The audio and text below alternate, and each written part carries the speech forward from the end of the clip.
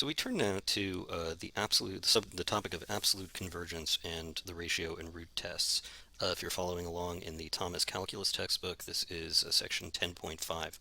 So first we need to define sort of a new concept. So let's let S be just some arbitrary series. I'm not even going to say what its starting index is. It doesn't matter. So let's just say that S is a series. It's the sum of the terms from the sequence AN.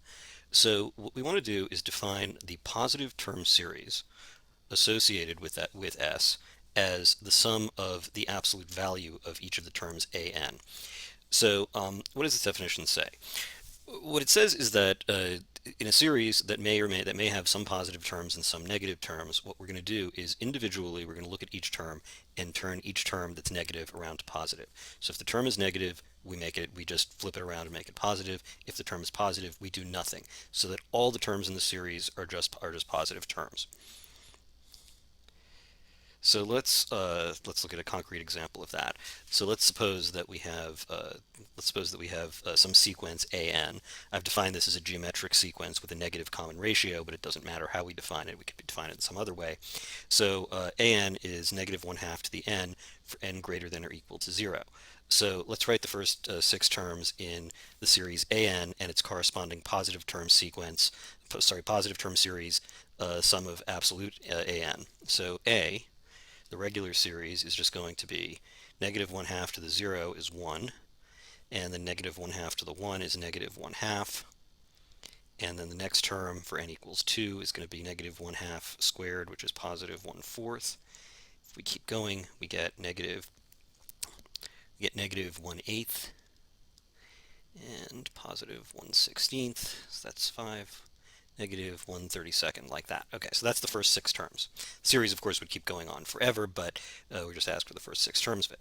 So what is the corresponding positive term series? Corresponding positive term series is 1 plus 1/2 plus 1/4 plus 1/8 plus 1/16 plus 1/32. So as you can see, what we did is each term that was negative, we just turned it around to positive. I realize this is probably not an incredibly difficult concept, but the important point here is that this is a real thing that we are concerned with in calculus and the study of series, is the corresponding positive term series. I should point out that while I've done this with a geometric series where I could have simply redefined, I could have generated B simply by redefining the series to make the common ratio 1/2 instead of negative 1/2. This concept is not limited to series that can be defined in that way. So, for example, we've seen we saw this before in sequences, where I say, suppose that I have the sequence where the terms of the sequence are just the digits of pi in order. We've got 3, 1, 4, 1, 5, 9. But I have this rather strange pattern where the first two terms are positive, then I have negative, then a positive, then two negatives. There's really no rhyme or reason to what's positive or negative, and that's intentional. If I write the first six terms of this series, that's going to be 3 first six terms of the series, the positive term series corresponding to the sequence, rather. I'll be precise about what I want to say. That's going to be 3 plus 1 plus 4, because I take that negative term and make it positive, and this is 1. I take the negative 5 and make it positive, and 9. So that's the first six terms of that series. And by the way, it's important to note that the sum of AN does not mean the same thing as the absolute value of the sum of absolute AN does not mean the same thing as the absolute value of the sum of the series, because in this case here we could still take positive and negative terms and add them up, and then whatever we got at the end, we just take that one number and flip it around, and that's very likely going to be a very different answer from this one. And by the way, note that this series obviously does not converge. We're just adding up a whole bunch of numbers that do not converge to 0, but that's not a requirement for this definition. So now I just want to cover another definition. This definition is that of what it means to converge absolutely. So we say that if given some sequence AN, if the sum of absolute AN converges, in other words, if the positive term series converges, then we say that the sum of AN converges absolutely. And just want to be clear, converges absolutely is a statement that we're making about the regular series. What we're saying is that its positive term series its corresponding positive term series converges. It's not incorrect to say that the positive term series itself converges absolutely. It's just kind of a trivial statement because this series, the one without the absolute value bars, is the one that might have negative terms. So if it turns out that its corresponding positive term series converges, then we say that the regular series converges absolutely. We're making a little bit of a stronger statement about just how convergent it is. So let's suppose, for example, that this series, where I'm simply adding up these descending terms, 1/2 plus 1/5 plus 1/10 plus 1/17, etc. Let's suppose that we know that that series converges, and it does in fact converge. What can we say about this series, which has the terms of the same magnitude, but some of them are positive and some are negative? The answer is that we can say that 1/2 minus 1/5 plus 1/10 minus 1/17 plus 1/26 minus 1/37 plus minus dot dot dot converges absolutely. That's the statement that we can make under this definition. So now that we have the definition out of the way, we come to the first theorem. This is called the absolute convergence test.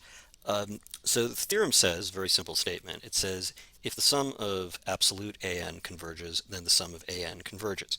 In other words, if the positive term series corresponding to the original series converges, then the original series converges. Those of you who have mastered the idea that the contrapositive of a statement is equivalent to the statement may recognize that we can flip this statement around and say if the sum of an does not converge, then the sum of absolute an also does not converge. It's just easier to write does not converge as diverges, which means the same thing as does not converge. So if the sum of regular an diverges, then the sum of absolute an also diverges.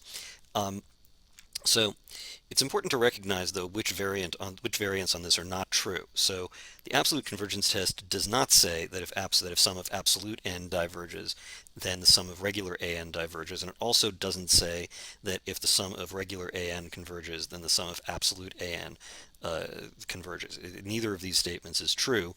That's why I've written them in red with big danger here. So these are the ones that are true. You might wonder why this is the case. I've put up this diagram here. Hopefully this makes it a little bit more clear. Let's suppose that, of course, this we'll call this the positive direction, and down here this will be the negative direction. If these are the terms of a series, I'll just put their indices here. That'll be 1, 2, 3, 4, 5, 6. If these are the terms of a series, what you can see is that they're sort of flipping around from between positive and negative. And let's suppose that with adding up all the x's, the series diverges. In other words, it adds up to infinity. So keep in mind that as we're doing this, there's some backtracking. In other words, at n equals 1, I'm adding a positive number, but at n equals 2, I'm taking something away. I'm coming backwards, and then I go forwards again, and then I go backwards a little bit less, and then forwards a little less, and backwards a little less. So there's at least some possibility of these terms balancing each other out.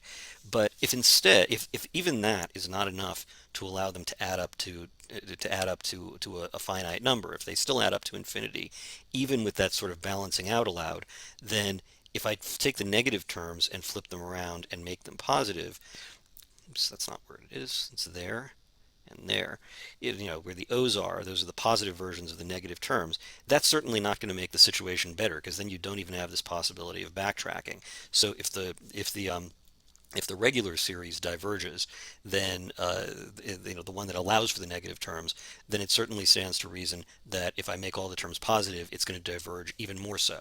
So that's kind of hopefully a somewhat intuitive explanation of why this is true.